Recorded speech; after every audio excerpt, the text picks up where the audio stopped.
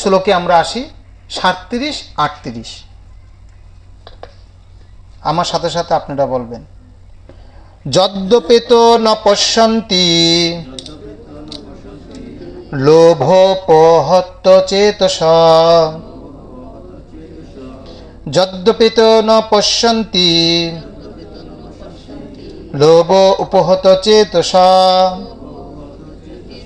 কুলক্ষয় কৃতম দোষম মৃত্যু দ্রোহ চ পাতকম।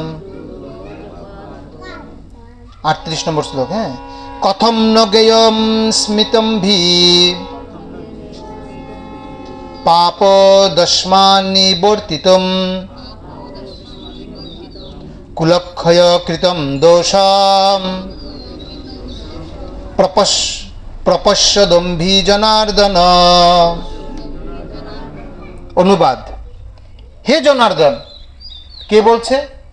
অর্জুন। কাকে বলছে?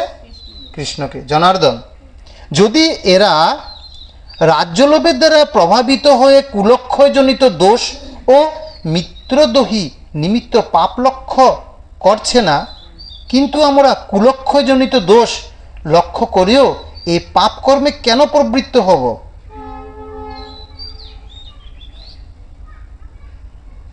বলছে যদিও রাজ্যলোভের দ্বারা প্রভাবিত হয়ে কুলক্ষয়জনিত দোষ কি হবে, যে আমার রাজ্যের দরকার, তার জন্য যদি আমি কুলক্ষয় দোষ করি আর মিত্রদ্রোহী নিমিত্ত পাপ লক্ষ্য করছে না, কিন্তু আমরা কুলক্ষয়জনিত দোষ লক্ষ্য করেও সেই পাপে কোনো প্রবৃত্ত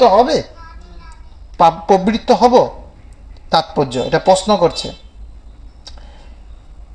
যুদ্ধ এবং পাশা খেলায় আহ্বান করা হলে কোনো ক্ষত্রিয় বিরোধী পক্ষের সেই আহ্বান প্রত্যাখ্যান করতে পারে না। দুর্যোধনের দল সেই যুদ্ধে অর্জুনকে আহ্বান করেছেন, তা যুদ্ধ করতে অর্জুন বাধ্য ছিলেন। কিন্তু এই অবস্থায় অর্জুন বিবেচনা করে দেখলেন যে তার বিরোধ পক্ষের সকলেই তার যুদ্ধের পরিণত সম্বন্ধে একেবারেই অন্ধ হতে পারে, কিন্তু তা বলে এই যুদ্ধের অমঙ্গলজনিত পরিণতি উপলব্ধি করার পর সেই যুদ্ধের আমন্ত্রণ গ্রহণ করতে পারবেন না।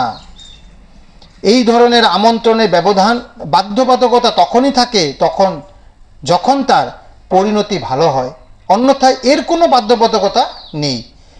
এই সব কথা সুনিশ্চিতভাবে বিবেচনা করে অর্জুন এই যুদ্ধ থেকে নিরস্ত থাকতে মনস্থির করছিলেন।